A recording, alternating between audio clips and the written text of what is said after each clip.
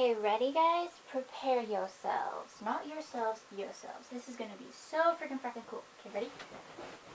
Ooh, I'm like 5 years old. Okay.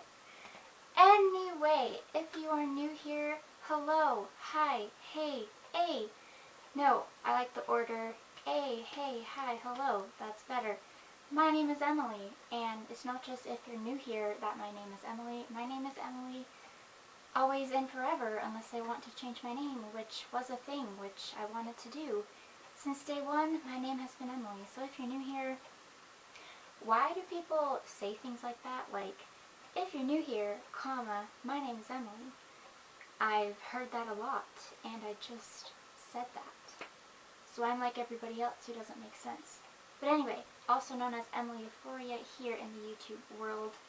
YouTube community, that is me, apparently. But yeah, the first things, if this is your first time here or with me or watching me, whatever, you're going to learn the things about people that I hate. This is a pet peeves thing, specifically and particularly my own pet peeves. And I made a list. I actually have it here on the handy dandy phone. So, don't you love when people randomly text you? Well, it's just an answer to my text, but it makes me feel cool. A little bit cooler than I already am. Just kidding. That is not true. Anyway, okay. So yeah, I've been adding to this list. Started this list a little bit ago. A few weeks back probably. Just been slowly but surely adding to it as things pop in my head and experiences and deja vu moments occur. And these deja vu moments are when they happen again and again and again. These things that I dislike, don't enjoy, these things that bother me. So this will be a shorter video, which is very unlike me and my channel. We're just gonna go. So my pet peeves, when people don't say sorry. This is probably number one. They bump into you. They say something rude. They hurt your feelings. But it's more physical contact. Like they step on your toe, your foot. And it's so obvious that they made a mistake and they're not gonna apologize for it. When people don't say excuse me, kind of similar, kind of goes off of that. So they might bump into you, they might have been rude, they might be in your way, they might like brush past you, almost knocking you down, and I'm like extra sassy and snarky right now, I'm very sorry. But anyway, when people ask me to repeat myself, I've been told that my voice can carry, I've been told that people can't hear me, I've been told that I'm soft-spoken. I don't know, I've been told a lot of things, and I would call myself pretty soft-spoken, but then again it depends on the day and my vibe and how I'm feeling.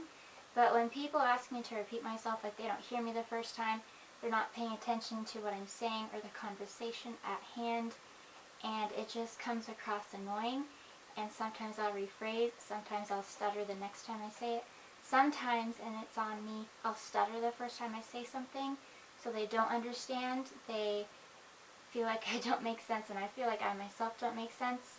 So I'll try saying it again, I might stutter worse, I might change the sentence around so it makes more sense so I don't feel like I'm going to stutter the next time. But yeah, so those are the 3 things that I thought of at first, the first things on my list. When people are overly sarcastic, this is a big one, and honestly and truly I can't really exactly read sarcasm very well. And my job just ended because I had to quit due to school starting pretty soon. I'm going to be a full-time student, so it's either full-time work for me or being a full-time student. And that job ended. I'll go back to it eventually, and I hope and pray that this hilarious and sarcastic coworker is still there. Our inside joke is I'm not very good at sarcasm, and she really is, and so our conversations were always interesting and hilarious and fun. But overly sarcastic to the point where it's rude and obnoxious and annoying, where it doesn't come across as fun or enjoyable. It's not so much humor, it's just plain rude, and I've met people like that at school, and this coworker of mine, she's not that way at all. Hers is very fun, and that's just something that can bother me. When people interrupt, and I've had this friend, or I guess you could call her now an ex-friend. Anyway, she would constantly interrupt, and the spotlight was like always on her, and she wasn't a good listener or conversationalist. She had to have all eyes on her. She had to be heard, and she wouldn't hear you out. I would always be ran over, and I was a pushover, so I didn't really say anything or do anything. The friendship just died over time. That was on both of our parts, and I don't miss those conversations because I didn't enjoy them. They weren't enjoyable. I never felt heard, and it just comes across very rude and selfish and conceited when a person is always being interruptive. I said that weird. When they're interrupting you constantly. It's a two-way street. You have to be 50-50 on it, unless it's a rant, a ramble. You let it all out. You get things off your chest, you know, and I'm really using just this hand a lot. I'm not even a lefty, but anyway. Yeah, so I understand how you might talk more, like you have a lot of power in a conversation when you have a lot to say, but it's the act of interrupting when it's back and forth, someone's trying to explain something, tell you something, take a turn in the conversation, and the interruptions are just constant and continual, and it's just not fair or polite. When kids don't say please and thank you, and I hope for polite students in the future. I'm studying elementary ed, and my goal is to teach. That's my pathway right now, and I say that as a joke, like, oh, I hope for polite kids in the future, you know, nice, polite students. But my nephews, sometimes they're just extra crazy, and they're great, and I love them, and I always will. But it's just a big pet peeve of mine when there's no please and thank you. They just expect you to serve them, and they're not grateful. They don't show gratitude.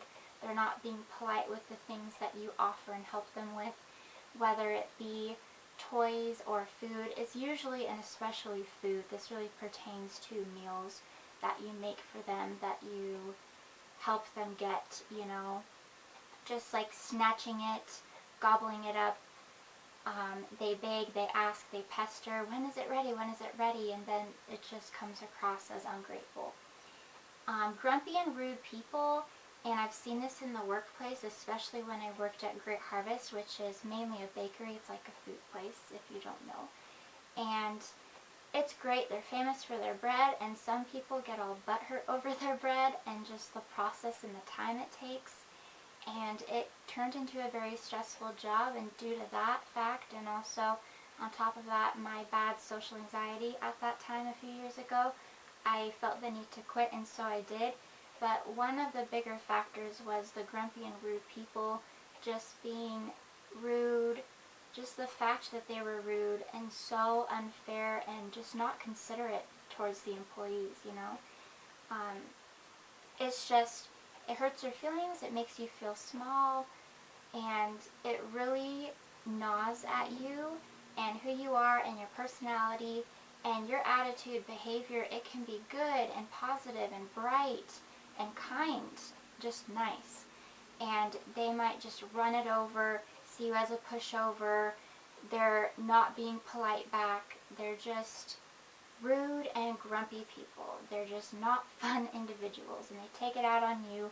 Their bad day or so-called bad experience there, like if they have to wait, or if an order's wrong by accident, whatever. And impatient people, that kind of goes off of that, and like impatient drivers as well, which I'll get into next. But just impatient people, I can be an impatient person, and I'm more internally impatient. Like, I want my life to start. I want post-graduation life. I want to start my life, have my own life, so I'm impatient for that, and sometimes I will talk about it, and I'm trying to change that about myself. Talk about it less, even think about it less. But impatient people can go off of a lot of things, just different examples and circumstances in life, your life, other people's lives. Just impatient people, through conversations, through acts, through behavior, whatever.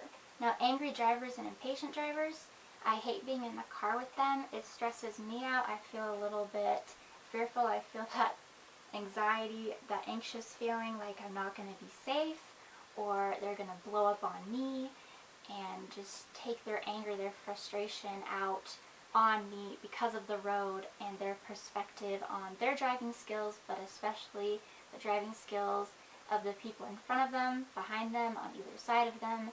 Just mad, angry people. When people enter or invade my personal space, or they pop my bubble, and it makes me very uncomfortable. I'm not really a touchy-feely person, and I've been in relationships where the other person really is, and I have to accept that and get used to that. They still respect me, and I make it known. This isn't a very short video, is it? I like expounding and explaining, whatever. Yeah. So, I've grown more comfortable in that area, and I acknowledge the fact that, hey, this is their love language, and mine is more through conversation and things like that. Theirs is more physical touch, and I respect that about them. It's not ever like it's an excess, you know? It's something that's hard for me. I think also because of abuse in the past, just through relationships and different people. Just that abuse kind of haunts me even to this day, even though it's been months and years and years. So basically, I'm very careful and cautious when it comes to my personal space. I want to feel safe, and I want to feel comfortable and confident, and it's something that I'm trying to work on and work towards, just trying to change about myself a little bit. When people chase and follow me, it makes me really paranoid. I'm a paranoid person, and I experience paranoia in my life, and I have for years and years and years, for what seems like forever. And my nephews, they'll chase me playfully and teasingly, and they know that I hate it, which is a part of why they do it even more. And it happens often, but also when I'm on walks, someone's behind me, even at a distance. I'll check over my shoulder sometimes, and it's just a scary feeling to me. So there's that. And a lot of these pet peeves are involving politeness. I've noticed basically things that I hate. Just a few more, 3 more. When people pass you really fast when driving, so this is another driving thing. So angry drivers really stress me out, and I don't think I'm one. Like, I kind of daydream in the car, and I'm like in my own world, and I don't really care about other drivers except for this thing. So when people pass you really fast when driving, so it's kind of that angry drivers thing. Like, they're mad at you, you're not going fast enough, they're trying to show off or something. Drives me crazy. Drives me crazy. When people make comments on my weight, now I am a very scrawny individual. I'm small-boned. It runs in my family.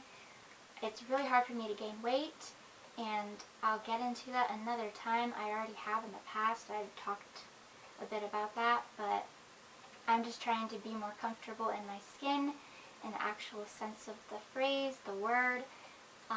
Like wearing this years ago, it would terrify me, and I would just not do it or even think of an outfit like this.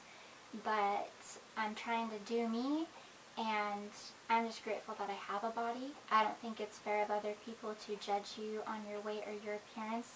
Your appearance, you can only change it so much, and it's just a very personal and private thing.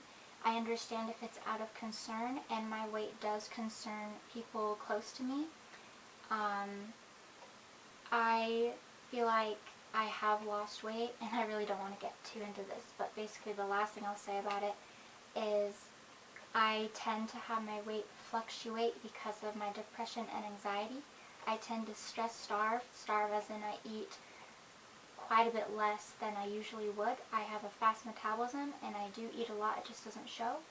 But basically, to end this speech, this rant, that's that. That's really all I'm going to say. Anyway, so when people finish sentences, like my sentences, other people's sentences, but I guess I do that too, and again, I'm trying to work on that. So, yeah, finishing people's sentences, I feel like some people enjoy that. You kind of have to read the other person during the conversation. You have to know the person well to see if they appreciate that or not. Like if you kind of fill in the blank, or if there's a pause, or you just want to show that you understand, that you're empathetic of the conversation and where they're coming from. But anyway, those right there are some of my pet peeves, and I think we all have them. I think sometimes we blow them up, or we blow up because of them. We blow up on ourselves internally, we blow up on other people, just out of anger and frustration that they don't understand the things that bother us, and we want to make it known that these things do bother us. And other than right now, I'm pretty quiet about my pet peeves. I try to be a patient person, patient with other people. I'm not patient towards myself, really. I get easily angry with myself, so that's something else I need to work on. But regarding pet peeves in other people, I'm pretty patient. I'm more internally pet peeved, I guess. I'm peeved about whatever, this and that, externally but internally. So those are my pet peeves, and you can share yours, I guess, if you have them. I'm assuming you do. You're human, and we all have little annoyances in our lives and throughout our day. So there's probably more that I have I just can't think of right now, or I haven't been able to think of. And I know I'm going to have more in my life, especially when I teach in a classroom. Those kids might drive me crazy, but I'll love them anyway, and it's a passion of mine, it's a goal of mine, a dream of mine. So it'll be okay, and the good, the experience, the opportunities being a teacher will always outweigh the annoyances, the frustrations regarding pet peeves, whatever. And if and when I become a mom, if and when I get married, whatever my life holds in the future, having a family, they're sure to come too, and they might grow and expand and blow up, but that's okay. Yeah, and I want to keep talking because I just want to keep talking, but I will get going, be productive in multiple areas, because I'm trying to accomplish a lot. And I hope that you are too. Your mini goals, your personal goals, your New Year's resolutions, carrying out throughout your year and your day. Just being busy but not too busy. You want to relax, have reprieve. You want to take all the time you need. You have all the time in the world. Obviously, you only have like 100-ish years to live and breathe on this earth, and then you move on, or whatever you believe in. And this is another speech, but just to end this thought also, you only have so much time, but don't be hard on yourself. You need to take time for yourself. You need to know that you do have time to make decisions and change your life, and it's good to take breaks, it's good to take time, it's good to understand that things do take time, like my goals and dreams and yours as well. The things you want to do and accomplish in your life, they're available to you. You have to work hard. You have to also take your time. You need to take time. You don't want all of your time to be invested in that thing, you know. But this isn't about pet peeves, is it? Maybe your pet peeve is watching this video and feeling like you just wasted your time, and that's very kind to myself, right? But anyway, yeah. Excuse me. I always do that. It's like one hiccup or one burp, you know? Okay. Bye. Happy day. Have a great, good day.